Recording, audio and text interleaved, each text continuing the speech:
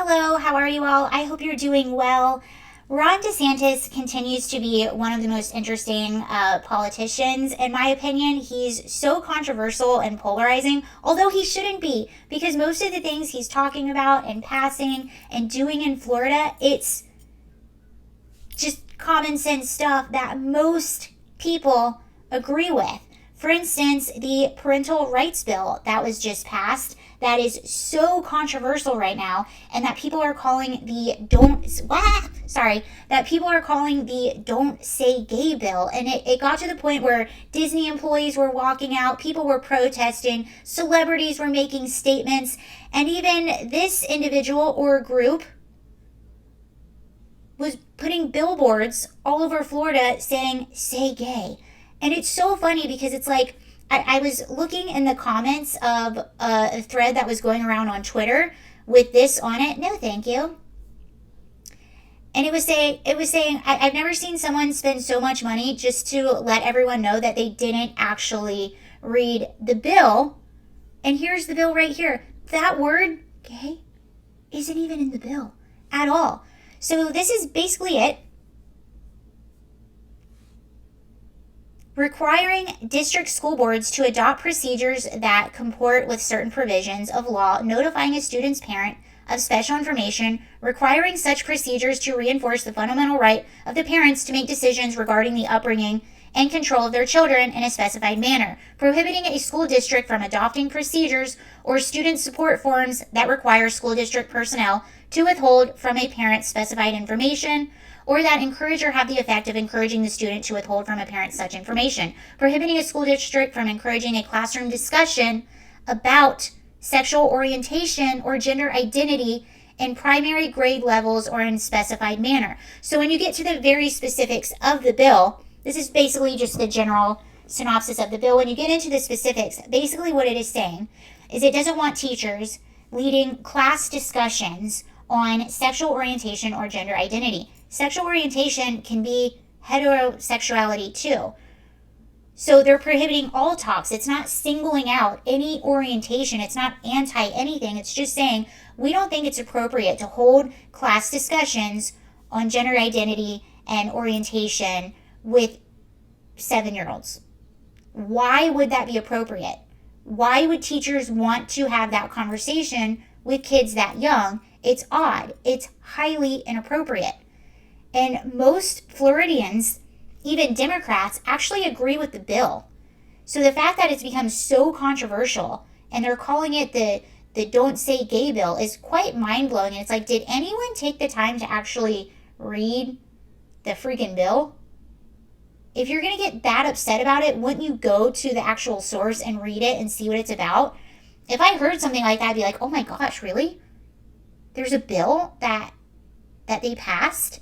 Let me go read it. I need to find out about this. I need to see this for myself. But no, you'll go and buy a billboard without really understanding. And also, you're going against what the majority of the people think and feel. And here's the thing. If you're a teacher, it is not your place as a teacher, especially with kids that young, to be talking about anything of that manner in a class discussion. And if I were a teacher and let's say a 7-year-old came up to me and said, what is gay? I would say, okay, yeah, you want to know what that is.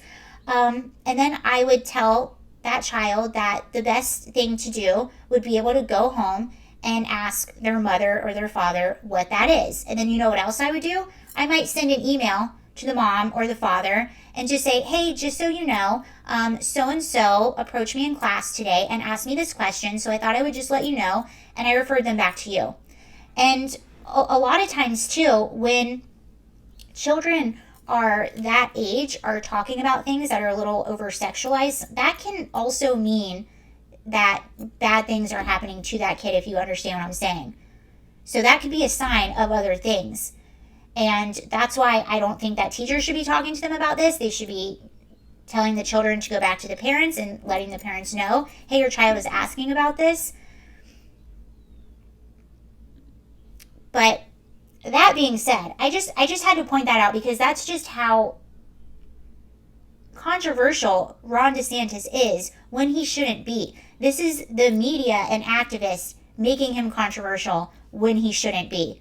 But this is what he said earlier today, which I actually like. We're kind of going in a different direction. He was talking about term limits in Congress. And at first I wasn't really sure about it, but the more I think about it, the more that Nancy Pelosi is in office. By the way, she has announced that she's running again. We have all of these public servants who have been in office for so long that have net worths of millions and millions of dollars. The top earning person in the U.S. that works for the government, I believe, is Fauci, and he makes around $400,000 a year. The president of the United States makes about $400,000 a year. So someone who's been a public servant for that long, and they don't even make that amount of money, to have a net worth of $100 million, which is Nancy Pelosi, that's a little suspect. A little suspect. But this is what Ron DeSantis said today about term limits. And I'm a big believer that our legislature should be term limited and school board. I'm also a big believer that members of Congress should be term limited. It would make a difference. And we actually, Florida certified an amendment under Article 5 of the Constitution prior to me becoming governor, but I supported other states have done it.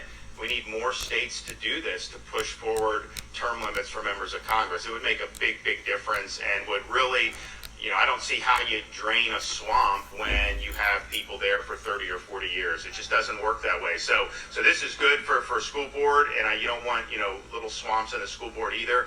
But I love that. I don't think you should be a career politician. And he's absolutely right. How do you drain the swamp if the same people have been there the whole time? You literally have, like, the Bidens, the Clintons, the Obamas, Nancy Pelosi, Newsom. Like, all these people are related, and they've all been here and there. Kamala Harris. I understand wanting to have someone, move up the political ladder, but when you've been a congressperson for so long, I think it's time to step aside. And it's almost impossible to not, I guess, get caught up in the swamp when you've been a politician that long, and that's all that's all you know how to do, and you are just separated from the rest of the world. I think the best politician is someone that knows how the average person lives and knows what the average person wants. That's just my opinion. Also, something really funny I thought I would bring up.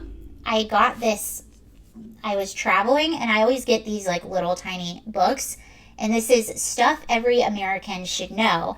And I don't know if I can find it right now, but they were talking about the Electoral College, because that is something that is pretty controversial. A lot of people think it's outdated. A lot of people think that we should get rid of it and go to the popular vote. Well, there's a lot of reasons why they made the Electoral College, and one of them was so that candidates would not ignore sort of the flyover states, the middle of America. They made it because America is such a large and vast country that they didn't want those people in the middle of the country to be ignored. Also, back in the day, they didn't want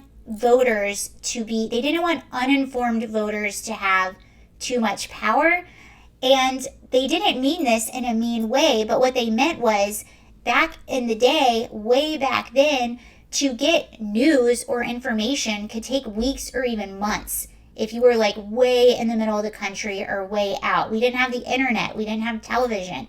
You didn't have telephones. You didn't have any of those things. So it could take a really long time before people got information. So it was almost impossible for everyone to make informed decisions when they were voting on a presidential candidate. So in a way, that was sort of a protection of that. But I think about that, and then I think about today with stuff like with this. And back in the day, they were worrying about people being uninformed because they didn't have access to the information. Now, this bill took me less than a minute to Google and pull up. And we now have access to all of this information. We have access to everything. So what is the excuse now for being uninformed? There is no excuse. I just found that funny. and interesting. Anyway, I know that was a little back and forth, but I hope you enjoyed that video, and I will see you later. Bye.